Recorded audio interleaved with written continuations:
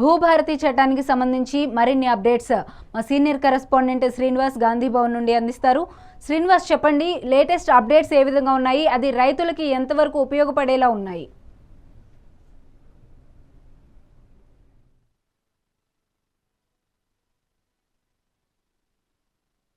భూభారతి చట్టం ఈ రోజు నుండి అంటే కాంగ్రెస్ ప్రభుత్వం తీసుకొచ్చినటువంటి కొత్త రెవెన్యూ చట్టం భూభారతి చట్టం. ఈ భూభారతి చట్టం ఈ రోజు నుండి తెలంగాణ వ్యాప్తంగా అమలు అవుతుందని చెప్పొచ్చు. ప్రధానంగా ఏదైతే గత ప్రభుత్వం బీఆర్ఎస్ ప్రభుత్వంలో ఉన్నటువంటి ధరణి పేరుతో కూడా జరిగినటువంటి అవకతవకలు కావచ్చు, అదేవిధంగా రైతుల పేరు మీద ఉన్నటువంటి ఏదైతే రిజిస్ట్రేషన్లు అంటే పాత పాస్బుక్ పుస్తకాల్లో ఉన్నటువంటి పేర్లు మాయమవ్వడం, అవన్నీ అన్యాక్రాంతం కావడం అనేది అంటే అంటే ఎక్కువ లోపాలు జరిగినాయని కూడా కాంగ్రెస్ ప్రభుత్వం గుర్తించింది. అదేవిధంగా ఆ లోపాలని సవరించాలనుకుంది. అదేవిధంగా గత ప్రభుత్వంలో కూడా 20,000 ఎకరాలకు సంబంధించి రెవెన్యూ భూములు, అదేవిధంగా ప్రభుత్వ భూములు, ఎండోమెంట్ భూములు అన్నీ అన్యాక్రాంతమయ్యాయని కూడా ఇప్పటికే కాంగ్రెస్ గుర్తించింది. ఈ నేపథ్యంలోనే వాటన్నింటినీ సవరించి నిజమైన రైతుకు ఖచ్చితంగా అంటే ఎవరి భూమి వారికి దక్కాలనేది కూడా భావిస్తున్నామంటూ కూడా కాంగ్రెస్ ప్రభుత్వం చెప్పింది. ఈ నేపథ్యంలో కూడా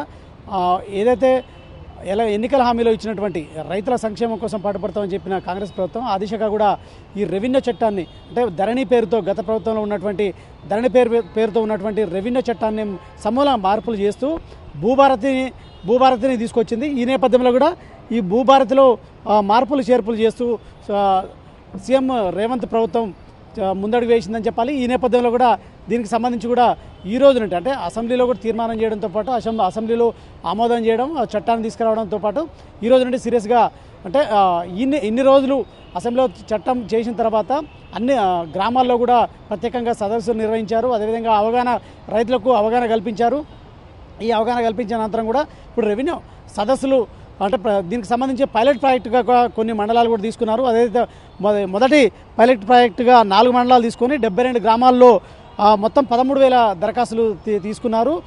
రెండో దఫా కూడా పైలట్ ప్రాజెక్టుగా తీసుకొని 22 మండలాల్లో 421 గ్రామాల్లో 42,000 దరఖాస్తులు కూడా తీసుకున్న పరిస్థితి కనిపిస్తుంది. ఈ నేపథ్యంలో కూడా వాటికి సంబంధించి అన్ని రైతులకు సంబంధించిన సమస్యలను పరిష్కరించే విధంగా కూడా ఈ ప్రభుత్వం పాటుపడుతున్న నేపథ్యంలో కూడా ఈరోజు తాజాగా ఏదైతే ఖమ్మం జిల్లాలో కూడా ఈ 3 మంత్రులు ఈ రెవెన్యూ సదస్సులో పాల్గొన్నారు. ఈ రెవెన్యూ సదస్సులో పాల్గొని రైతులకు సంబంధించిన సమస్యలు అడిగి తెలుసుకున్నారు.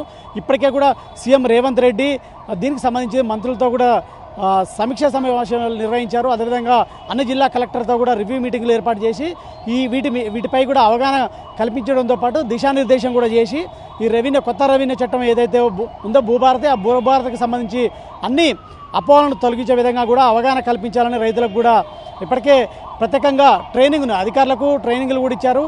వాళ్ళకి ఏ విధంగా అవగాహన కల్పించాలి రైతులకు అనే అంశాలపై కూడా ఈ నేపథ్యంలో కూడా దీనికి సంబంధించి ప్రస్తుతం అంటే అన్ని జిల్లా కలెక్టర్లకు కూడా పొంగిలేటి శ్రీనివాసరెడ్డి కూడా ప్రత్యేకంగా రివ్యూ మీటింగు నిన్న నిర్వహించి ఆ కలెక్టర్లకు దిశానిర్దేశం చేశారు. అదేవిధంగా దీంతోపాటు తహసీల్దార్లు కూడా అన్ని గ్రామాల్లోకి పర్యటించి గ్రామాల్లో ఉన్న రైతులకు సంబంధించిన సమస్యలను తెలుసుకోవాలని కూడా ఇప్పటికే ప్రభుత్వం నిర్ణయం తీసుకున్న నేపథ్యంలో కూడా ఆ రకంగా కూడా కలెక్టర్లు సహకరించాలంటూ కూడా రెవెన్యూ మంత్రి పొంగిలేటి శ్రీనివాసరెడ్డి అయితే చెప్పారు.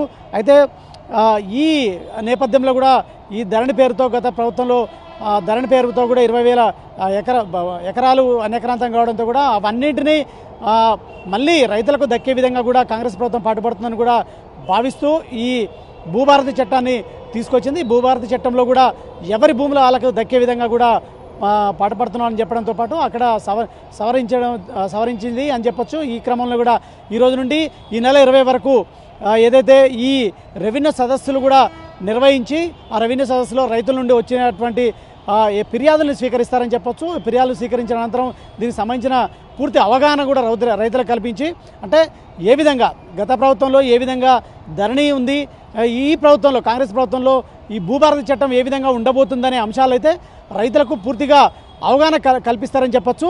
అదేవిధంగా రైతుల నుండి వచ్చేటువంటి ఫిర్యాదులు వాళ్ళ సమస్యల్ని మాత్రం అధికారులు దగ్గర నుండి తెలుసుకోవడంతో పాటు సమస్యల్ని తీర్చే విధంగా అంటే ఎవరికి ఎలాంటి ఇబ్బందులు కలగకుండా రైతులు అంటే తమ భూములను 1 ఎకరా కూడా కోల్పోకుండా ఉండడమే కాంగ్రెస్ ప్రభుత్వ లక్ష్యం అంటూ కూడా సీఎం రేవంత్ రెడ్డి మంత్రులు రెవెన్యూ మంత్రి పొంగులేటి శ్రీనివాసరెడ్డి చెప్పిన నేపథ్యంలో కూడా ఆ దిశగా కూడా ఈ భూభారతి చట్టాన్ని రూపకల్పన చేయడంతో పాటు అడుగులు వేస్తుందని చెప్పాలి.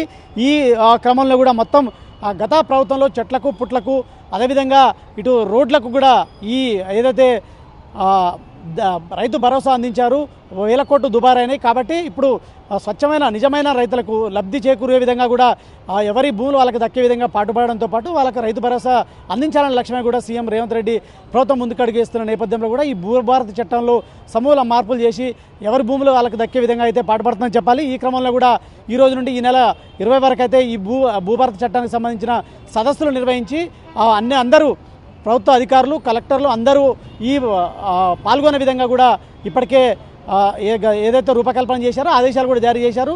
దీంతోపాటు ప్రతి కాంగ్రెస్ కార్యకర్త కూడా ఈ భూభారతి చట్టాన్ని ప్రజలకు విస్తృతంగా ప్రచారం చేయాలంటూ కూడా ఇప్పటికే కూడా సీఎం రేవంత్ రెడ్డితో పాటు పీసీసీ అధ్యక్షుడు మహేష్ కుమార్ గౌడ్ ఇటు పార్టీ ఆదేశించిన నేపథ్యంలో కూడా ఇటు ఈ భూభారతి చట్టానికి సంబంధించిన ఈ ప్రచార కార్యక్రమంలో కూడా ఈ సదస్సులో కూడా ఇటు కాంగ్రెస్ కార్యకర్తలు శ్రేణులు పాల్గొంటారు. అదేవిధంగా దీనికి సంబంధించిన ఎమ్మెల్యేలు కావచ్చు, అదేవిధంగా ఎమ్మెల్సీలు అందరూ కూడా పాల్గొంటారని చెప్పొచ్చు.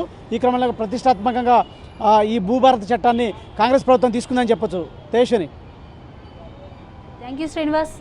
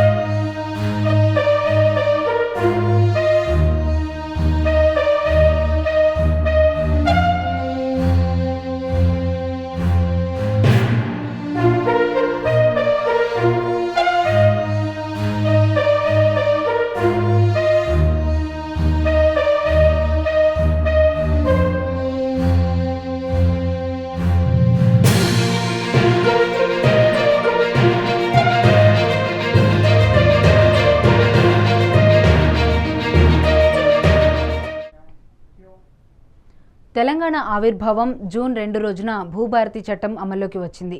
భూ సమస్యలను లేకుండా చేసేందుకు రేవంత్ సర్కార్ చర్యలు చేపట్టింది. దీనిలో భాగంగా నేటి నుంచి ఈ నెల 20 వరకు అన్ని మండలాల్లో రెవెన్యూ సదస్సులు నిర్వహించాలని ప్రభుత్వం ఆదేశించింది.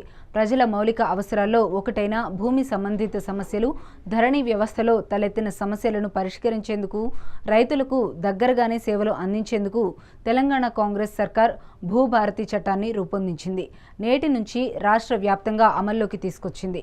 ఇందులో భాగంగా జూన్ 13 నుండి జూన్ 20 వరకు గ్రామాలకే రెవెన్యూ అధికారులు వెళ్లి భూ సంబంధిత సమస్యలపై దరఖాస్తులు స్వీకరించనున్నారు. రైతులు ఇక తమ సమస్యల పరిష్కారానికి రెవెన్యూ కార్యాలయాల చుట్టూ తిరగాల్సిన అవసరం లేదు, ఊరు దాటక్కర్లేదు, రెవెన్యూ అధికారులే మీ గడప వద్దకు వస్తారు అనే నినాదంతో ప్రభుత్వం చేపట్టిన ఈ వినూత్న కార్యక్రమం గ్రామస్తుల్లో విశ్వాసం కలిగిస్తోంది. సర్వేయర్లు, రెవెన్యూ ఇన్స్పెక్టర్లు, అధికారులు గ్రామాల్లో క్యాంపులు ఏర్పాటు చేసి రైతుల నుండి వారి భూ సమస్యలకు సంబంధించిన వివరాలను సేకరిస్తారు. ఉదయం 9 గంటల నుంచి సాయంత్రం 4 గంటల వరకు ఉమ్మడి గ్రామాల పంచాయతీ కార్యాలయాల్లో భూభారతితో సంబంధిత అవగాహన సదస్సులు, దరఖాస్తుల స్వీకరణ కార్యక్రమాలు నిర్వహించనున్నారు. కొత్త చట్టం ద్వారా భూముల రిజిస్ట్రేషన్, మ్యూటేషన్, పట్టాలు తదితర వ్యవహారాలు నిర్వహించబడుతున్న అనేక అంశాల్లో ప్రజలకు అవగాహన లోపం, సాంకేతిక లోపాలు, దుర్వినియోగం వంటివి కనిపించాయి. దీనికి ప్రత్యామ్నాయంగా భూభారతి చట్టాన్ని రూపొందించింది రాష్ట్ర ప్రభుత్వం.